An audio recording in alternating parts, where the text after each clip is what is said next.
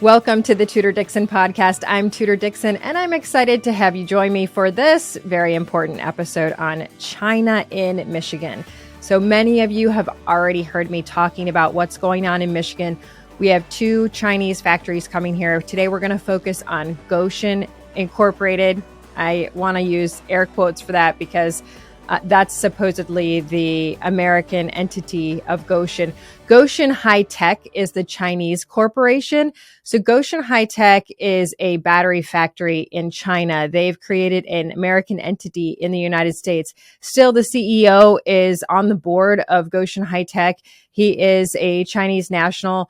Clear ties when we have looked through his background to the Chinese Communist Party. They have not come out and denounced that. But what we did find on the Gotion Incorporated, so to be clear, this is the supposed American entity of Gotion. On their website, their bylaws clearly state that Gotion has to is mandated to have allegiance to the Chinese Communist Party, that they have to have an organization on site that infiltrates the company, goes through the grassroots, and is reliant or believes in the Chinese Communist Party. So obviously, we find that to be incredibly dangerous here in the United States, in the central part of the United States, right here in Michigan, having a Chinese corporation. So there's a lot of questions about this. First of all, what are they actually producing there? Are there dangerous chemicals there? What is the point of having this? It really in the middle of nowhere, because when we've looked at these battery plants, generally they're building battery plants right next to manufacturing plants where they're actually going to manufacture the vehicle, because the battery is the same size as the vehicle. But this is going to be states away, because we're talking about the Volkswagen plant, which I believe is in Kentucky. So if you are going to have a factory this far away, what are you actually building there, and why? Why so close to Grayling, where we are training Taiwanese to fight against China in case China invades? But also, what does this mean for the local community? Because it was sold to the local community as this is a lot of jobs. These are great high-paying jobs coming to your area. And then all of a sudden it starts to leak out that they've had discussions with the local university about bringing 250 to 300 Chinese nationals to Michigan and housing them at the university. Now you've got the university president saying, well, I wasn't involved in those conversations, but other people coming forward and saying, well, I was involved in those conversations, and that was the conversation. So we're saying, what is really going on with Gotion coming to Michigan? And not only coming to Michigan, but we're paying for them to come to Michigan. So people in Michigan are paying because we are going to hand them $715 million taxpayer dollars. This is a company that in the last several years has always posted between $6 and $8 billion in profit. This is not revenue. This is profit that they're posting. Even in 2020, when everybody else is barely making it, they're posting billions of dollars in profit. And yet we're going to give them $715 million from our pockets to come here and bless us with jobs that are going to be for Chinese nationals. So I thought I would bring in some of the community members, because I've been hit on this. Community members actually brought this to us, so we've been reporting on it. But I've been hit because people said, oh, this is your personal opinion. The community wants this. So we figured, well, we'll let you hear from some community members. So we have Kathy Fleming here with us. She is a realtor, but also the Republican vice chair of District 2. We have Lori Brock with us. She owns a horse farm in the area, so she's very interested in that key question of what exactly will be manufactured at this factory. And Lee Johnson owns a large auto repair shop in the area, and Lee is concerned about, if this plant does come, how many of my own employees are going to go, because the reality in Michigan is we don't even have enough workers. I want to start with Kathy. Kathy, you are very interesting to me because I think you are like many people who are starting to speak out. This really hasn't been an area that you've been involved in. You haven't been an activist your whole life. You are just getting involved in politics. And so I would say my question is this really politics, or is this you coming out as a local realtor saying, what does this do to our community? This is me coming out as a mom and grandma saying, what is this doing to my community where my family has lived for 100 years? This is a big deal to me. I feel like the hazard, the CCP connection, and I'm listening to my Green Township friends, which they're 5 miles. I live in Richmond Township, so I'm 5 miles from Green, but I know these people, veterans and clients, and they're like, nobody did a survey. Nobody asked me. We're just hearing about this like yesterday. And Tudor, we were listening to Big Rapids Township meetings and the questions and how they were demonized if they asked a question.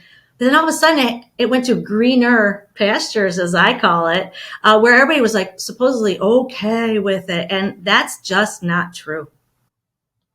Well, I think that's interesting because you asked, the guy said, nobody gave me a survey, because now they're coming out and they're saying, hey, the whole community wants this. We've got like 98% of the community that says yes to this. And we're not hearing that. In fact, the local meetings would say that's not the case. People are speaking out against this. Even initially, when this first started, I remember months ago when this first came out, there was some question from the local community. Do we even have the people here to fill these jobs? Who's going to come into this area? Because we're looking for employees. It was actually the number one thing I heard on the campaign trail was people from business owners. We love the idea of economic development. We don't even have the people to work in our shops. So we're concerned about bringing new businesses here. Now, that's not to say that we shouldn't. I believe in growing the economy in the state of Michigan, getting people to move here.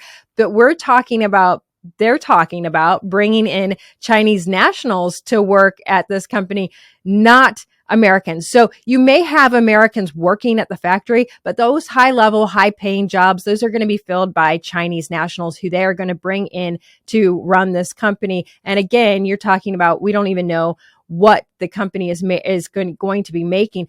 I think it's also important to point out here that this was all done in secret. The entire deal was done in secret. So when you have people saying the community welcomes it, the community didn't even know. We didn't know what the agreement was. All of our legislators signed NDAs. That's how secret this is. Lori, let's go to you. When you hear about that, what do you think? We had a radio newscast, or like question and answer on Tuesday with Gotion and with Jim Chapman, who's the supervisor.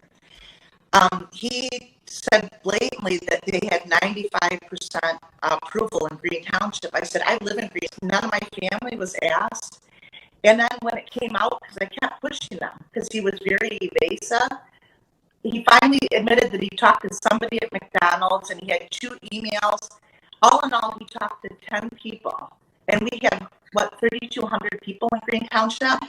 And that's where he got and he brought to the Appropriations Committee and said that he had 99% of the meeting, everybody showed up in support.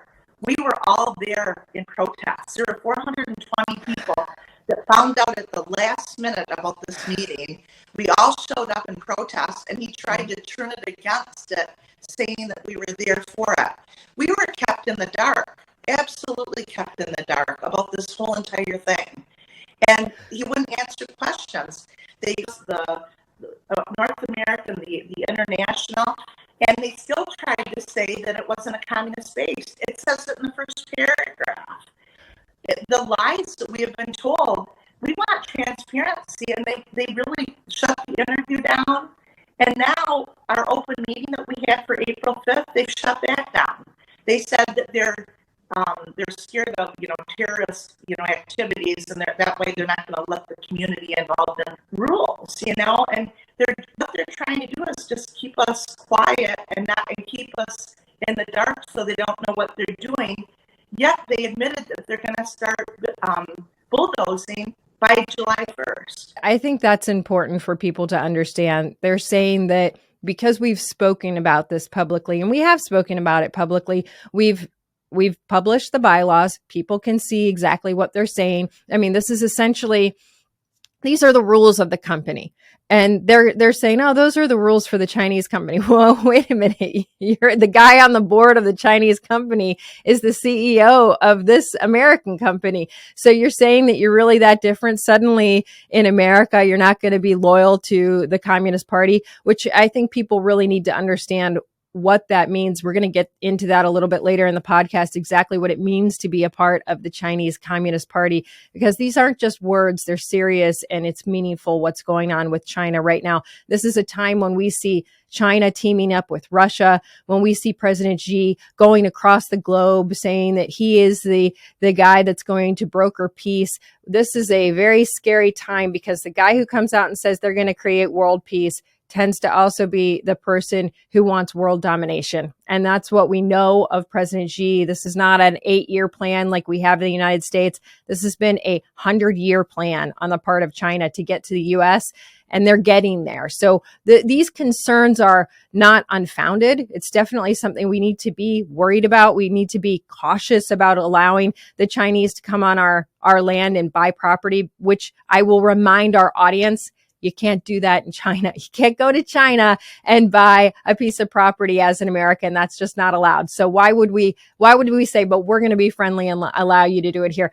Lee, I want to go to you because I know you're concerned about jobs. That's something I brought up. We have a concern across the entire state in Michigan, but you're seeing this. They're saying, gosh, it could be anywhere from 1,500 to 2,800 jobs. How do they even fill those jobs? I mean, where do those people come from? I can tell you exactly where they come from. They're going to come from local communities. They're going to come from people very close, and then they're going to be coming from as far as Grand Rapids and Cadillac, Traverse City.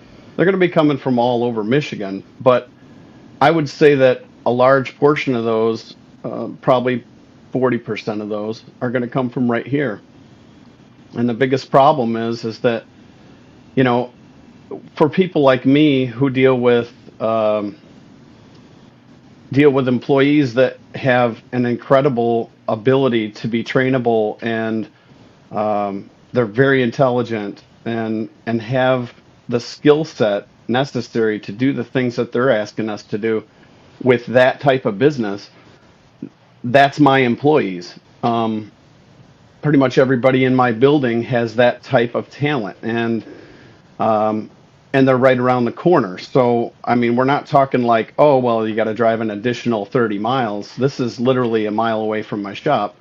And, you know, I get very concerned with spending 17 years developing an organization that I can finally afford to pay full medical and long-term and short-term disability and 2 weeks vacation and all these perks that is very difficult to accomplish as a small-time person who started all by myself, answering the phones and working on all the cars and doing everything and working some days literally 20 hours a day to accomplish that dream of being able to serve my community. That's exactly why I got into this business, because I was sick of working for people who didn't care about the community. They just wanted the dollar, and I wanted to serve the community.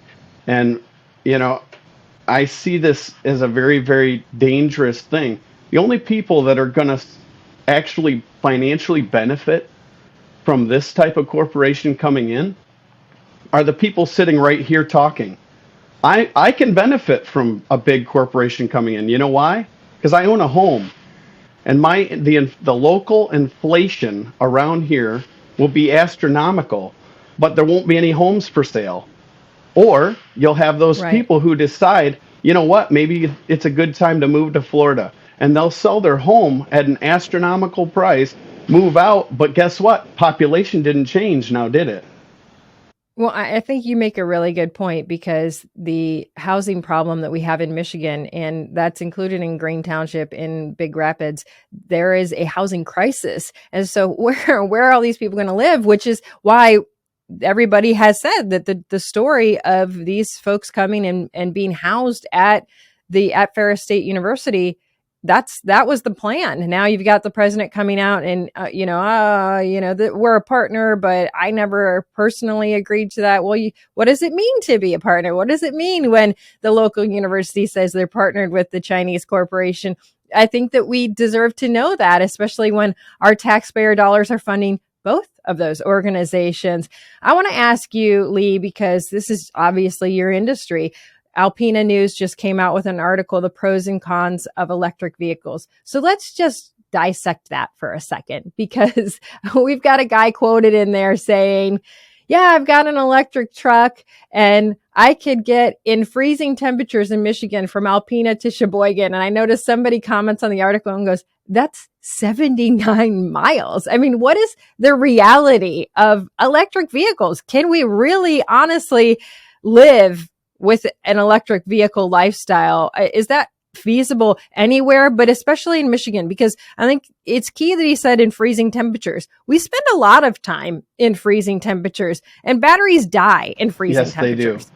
So electric vehicles are interesting. I think they're really cool. I don't get me wrong. The battery is the absolute worst part of an electric vehicle. Okay. But the biggest mistake that people make is that we produce in Michigan, I'll just speak for Michigan because I'm not going to speak for the rest of the country. In Michigan, we produce 59% of our electricity using coal and natural gas. So is that an electric vehicle, or is it just a fossil fuel vehicle that's using a different form of energy storage? It's just an energy storage thing. Okay, we're talking about an electric motor with a battery that stores energy. Energy cannot be destroyed nor created, right? So that energy has to be transformed, if you will, into a different source of energy.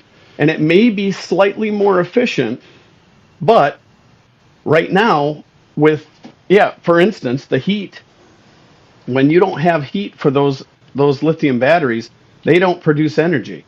So they actually have heaters built within the battery itself.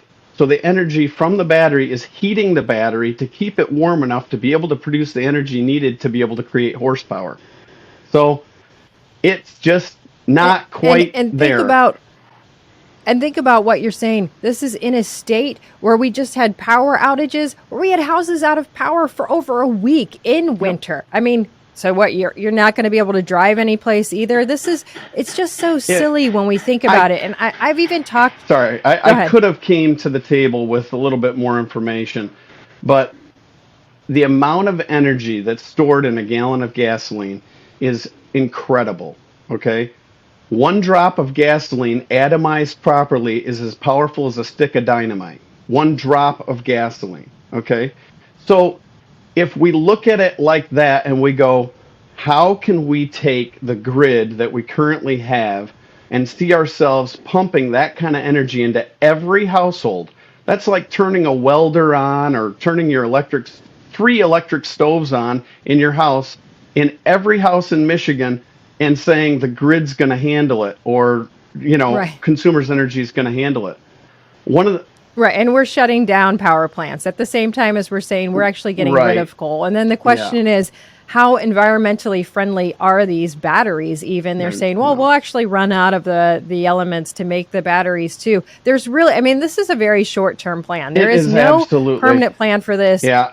Even when you talk to the automotive companies, I've said to them, well, how do you know this is going to work? How do you know people are going to buy this? Because right now we're in an economic disaster, and you're asking people to go out and spend money on a vehicle that is 2 or 3 times the cost of a regular vehicle. So they're going to have to buy a new vehicle to begin with and spend all of this money. And they're like, yeah, well, we don't know. We don't know that they're going to do that, but it's mandated now. The government's mandating it. When have you ever heard an entire industry say they're changing their whole product line to a product they don't believe is something people are going to buy, but they're doing it because they're being mandated to do it?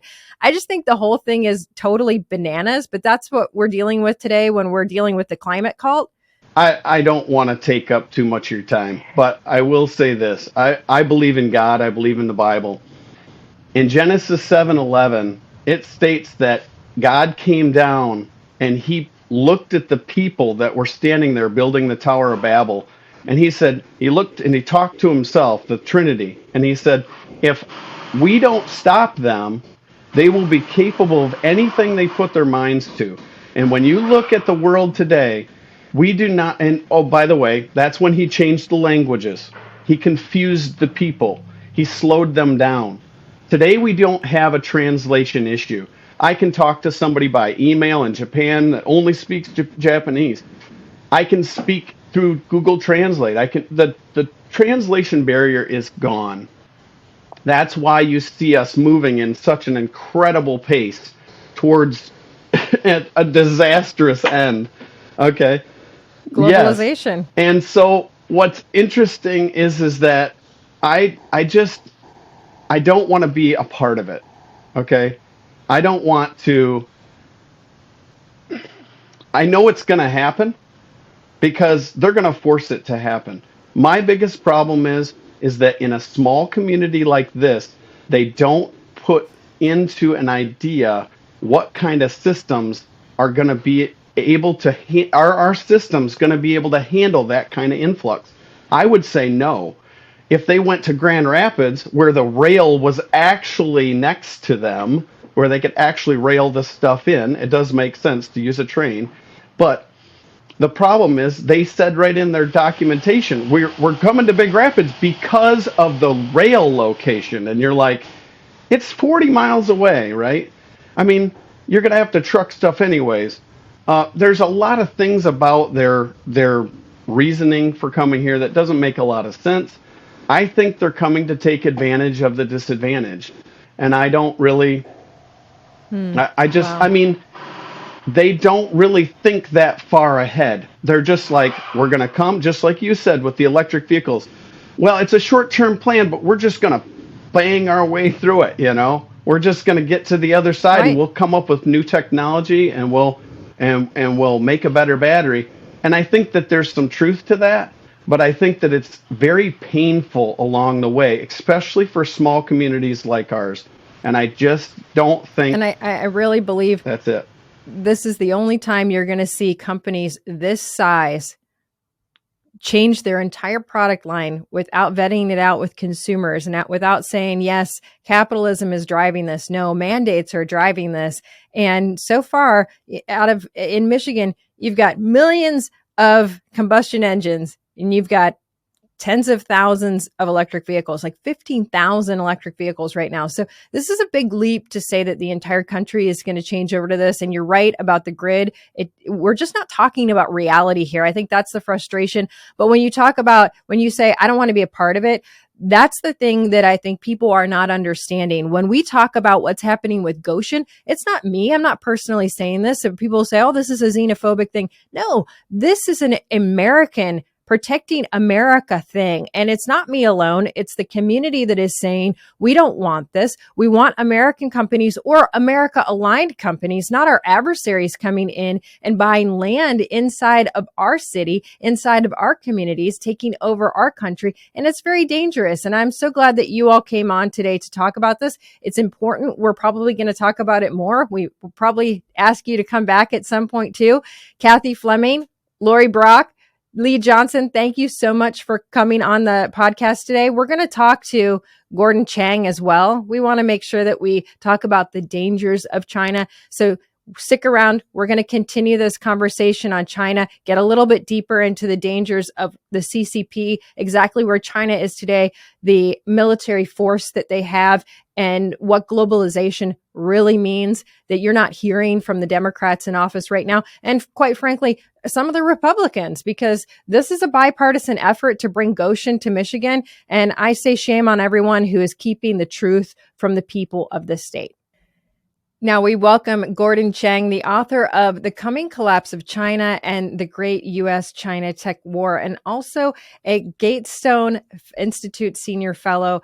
Gordon Chang, thank you so much for coming on the podcast. We have been talking about what's going on in Michigan with these Chinese corporations coming in. We have two. Our conversation today has been mostly centered around Gotion. I don't know if you're familiar with this situation, but we've now seen the company bylaws, and these are the bylaws on the American website in English, that say there must be an allegiance a mandated allegiance to the Chinese Communist Party. And so we have a lot of people saying, gosh, if you fight this, it's xenophobic, it's not globalist, this is just nasty. But we want you to explain what the true dangers of aligning with the CCP are. Every entity, every individual in China owes a duty of absolute obedience to the Communist Party. That's the Communist Party's top-down system. In addition to that, China's 2017 National Intelligence Law, Articles 7 and 14, require every Chinese national and every Chinese every Chinese entity to commit acts of espionage if the regime demands. So this is a risk when you have a Chinese company in your state. And it doesn't matter what this company is doing. It is, by its very nature, because of where it comes from, it is a threat to American security. So we've had a lot of people say that this is actually going to be an American company, but just what you said right there, they're talking about, well, initially it was 250 to 300 Chinese nationals coming. Now they're saying, well, we think it might be between 20 and 50 Chinese nationals. This is just to start up the company. They have to be here to help start up the company.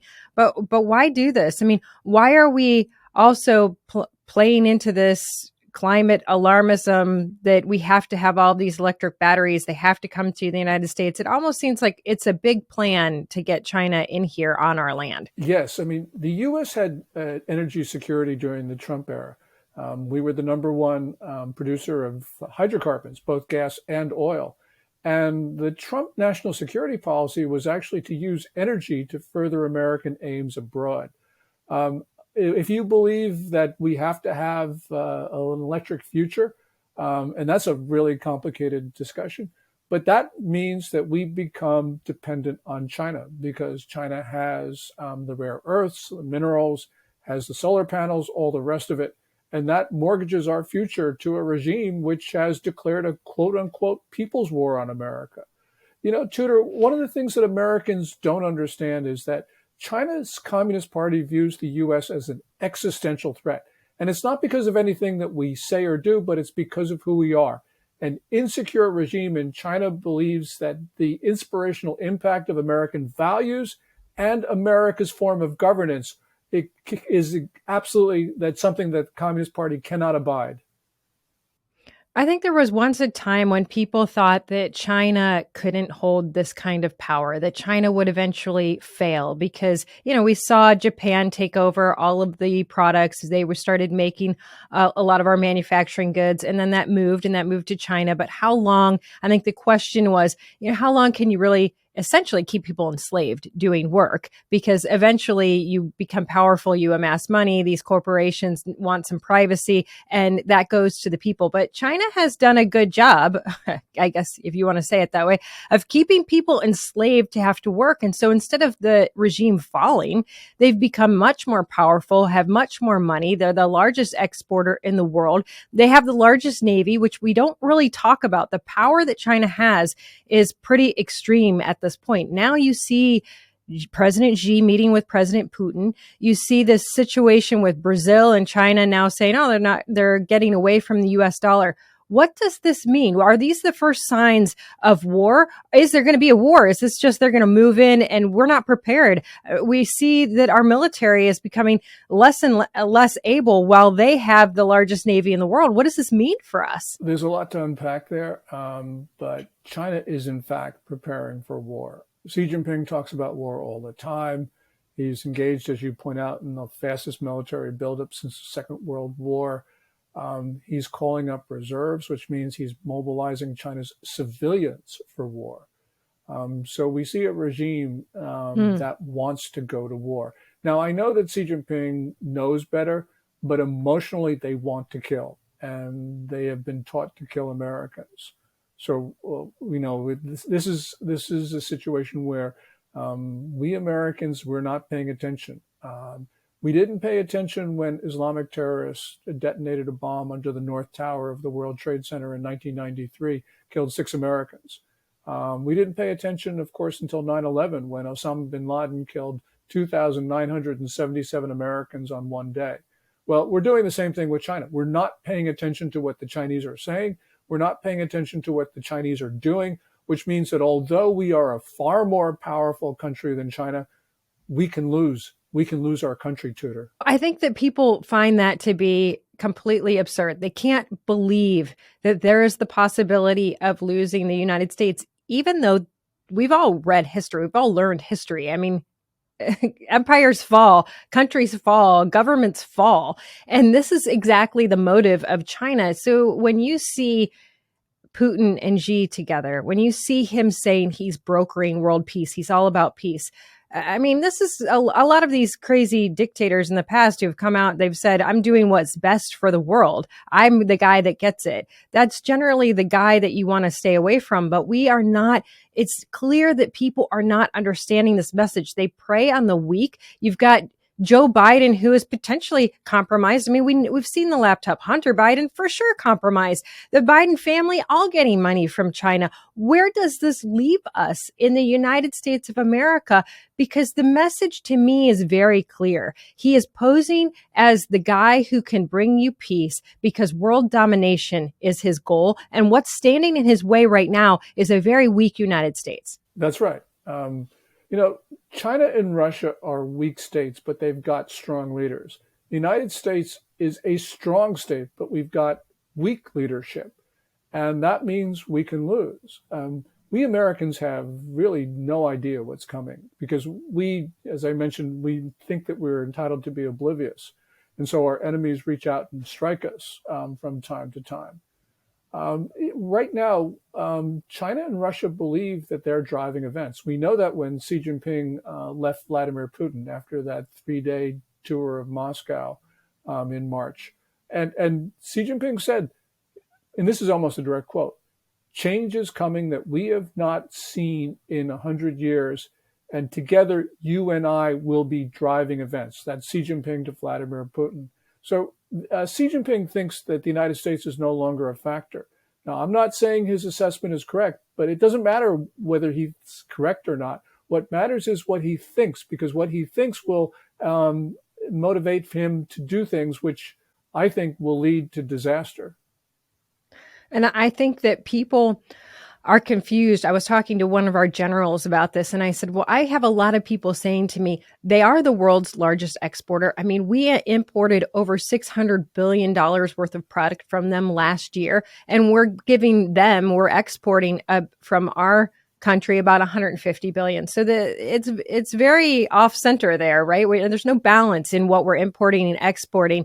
And I said, the message that I continually get from people is they're relying on us. If we're bringing in 600 billion, they need us. And this general was very frank with me. He said, you cannot use logic or what you think they would do with someone who is erratic and makes decisions that are completely bananas, quite honestly. And we're at risk. You're talking to a madman. I mean, this is a guy who we saw him sitting just months ago at his head table, and the guy next to him gets taken away by the Chinese police, and you never see or hear from him again. This is like his right-hand man, right? Like a cabinet member in the United States getting whisked away from a big federal meeting, and we never see him again. And instead of the United States saying, what kind of human rights offenses are happening? How can this happen to one of his essential cabinet members? We just look the other way. I mean, I think you're very accurate when you say we want to not see this. This happened on television. We saw him get whisked away, and no one said, this is pretty crazy to think about. Yeah, it's even a little bit worse than that, because you're talking about the Communist Party's 20th National Congress in October, and that was the scene on the final day of the event. And the person who was taken away was Hu Jintao, who was Xi Jinping's predecessor. So this was akin to a political purge done in front of everybody. And Xi Jinping, remember, this was done not in a closed session. The press was invited in to watch this occur. So this was an intimidation move on the part of Xi Jinping. And Xi right now presides over a country which has terrible domestic problems. He has no way to solve these problems. except, of course, to create a war abroad. And so, therefore, this is a guy who can take us by surprise because he's ambitious, he's aggressive, he's willful, and he believes the United States is no longer there. So we're in for war unless something changes. And right now, I don't see anything changing. I've heard people say that this balloon that came over the United States could have easily carried missiles on it, that this went undetected. They're trying to get things into the United States airspace that go undetected. We've never seen bombs dropped on the United States like that before. People really don't have a concept of what that looks like, what truly being at war looks like. And I think that's kind of the most terrifying part about this is that really when people go, whoa, what's the big deal of bringing a Chinese company into Michigan? And you say, you're in the center of the country with the largest amount of fresh water, of water resources really in the world. This is exactly what the Chinese want. Think of if they set up base here, they can just go from Michigan to the entire country and take us over. And that's, to me, an incredible fear. But we know that they prey on the weak. We know that they play mind games. They understand the psychology of all of this. And that's, I believe, how they've been able to cause this disruption in the United States as it is. We have these conversations about TikTok. Well, TikTok is really just a way to get into the minds of the people and cause disruption. And once you have disruption, then you can step in and say, I'm going to provide the answer, right? And that's how people get sucked into globalism is great. This is not a danger. We should have the Chinese on our land. Doesn't matter that we can't buy land in China. Let's do this. But they prey on the weak. We've seen that with Joe Biden. We've certainly seen that with Hunter Biden. We've got a guy in Michigan who is the president of Ferris State University, and he's saying we're partners with them. You know, I haven't had discussions about moving people in here, but we're partners with them. What does that mean? Would you hear somebody at one of our universities? Clearly, the university is funded by the taxpayers. Gotion is now funded by the taxpayers. And you hear him saying, I'm a partner with a company that pledges allegiance to the CCP. What do you think about that? We're bringing the enemy into our country. You know, just one of the things you talked about fresh water and all the rest of it. There is a report, unconfirmed, but there's a report that General Cher Hao-tung, who was defense minister at the time, this is the beginning of the century, actually gave a secret speech to the Chinese military about how China should exterminate all Americans with disease because China needed American land.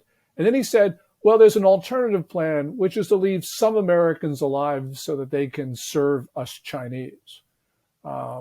So, when we think about COVID-19, we don't know the origins of SARS-CoV-2, the pathogen that causes this disease, but we do know that Chinese leader Xi Jinping, to level the playing field, actually deliberately spread this beyond China's borders. He lied about contagiousness. He knew it was highly transmissible human to human, but decided to tell the world it was not contagious. And then while he was locking down his own country, he was pressuring other countries, including the US, to take arrivals from China without restrictions. You put those two things together, and it's clear that this was a deliberate spread of the disease. So we're talking about 1,124,000 or so Americans who have been killed by a disease that should have never left central China.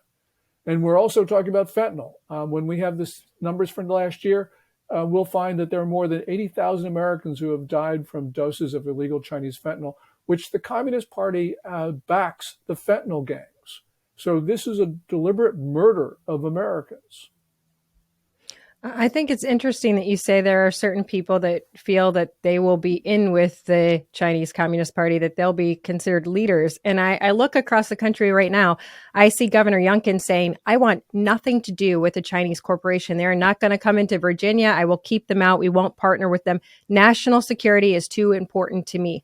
And then you have Gretchen Whitmer, who has the entire state government ban TikTok. And she says, but not for me. I'm going to actually continue using TikTok because it's a tool for me. And then you have Governor Gretchen Whitmer, who brings in 2 Chinese corporations into the state of Michigan. So is Governor Whitmer ignorant and moronic about China and just doesn't get it? Or is it more nefarious than that? Is Governor Whitmer potentially somebody who sees herself as important to the Chinese? Yeah, I don't know her, but let me mention, Tudor, that when we talk about war in Asia, we have to remember that on the first day of that war, that will be fought on American soil. The Chinese will turn off our lights. They'll turn off the water. They'll detonate explosives. We have, Chinese, I believe that we've got Ministry of State Security agents here who are saboteurs. We have across our southern border, the increase in the number of Chinese migrants from the October through January period was up something like 900, almost 900%. And some of the, almost all of those were legitimate refugees, people who were just trying to get out of China. But there were also young men of military age coming across without attachments to families.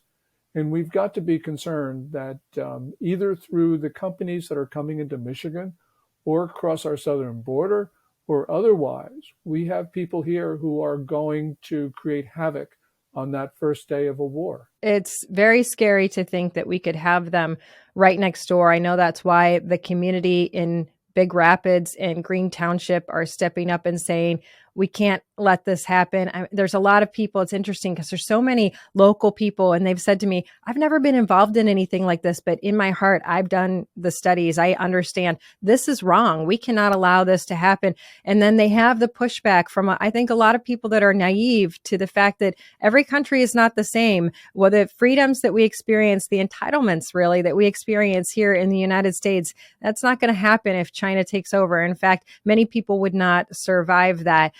Can you tell our audience that I know that they want to learn more about this, and you've written these 2 books. You're on Twitter. It's Gordon G. Chang at Twitter. Your handle is at Gordon G. Chang on Twitter, correct? That's right. Can you tell them where they can get your books? Because I think it's really important that people educate themselves on this. Yeah, I archive all my articles for free on my website, which is www.gordonchang.com, which is really what's up to date right now. And Twitter at Gordon G. Chang. Okay, wonderful. Thank you so much for being on here today. We follow you constantly from our office because obviously this is a big concern, but what you said today was priceless for our audience to hear. So thank you. Thank you so much, Tudor. I really appreciate it. And thank you all for joining me on the Tudor Dixon Podcast for this episode and others. Go to TudorDixonPodcast.com. You can subscribe right there and join us next time on the Tudor Dixon Podcast. Have a great day.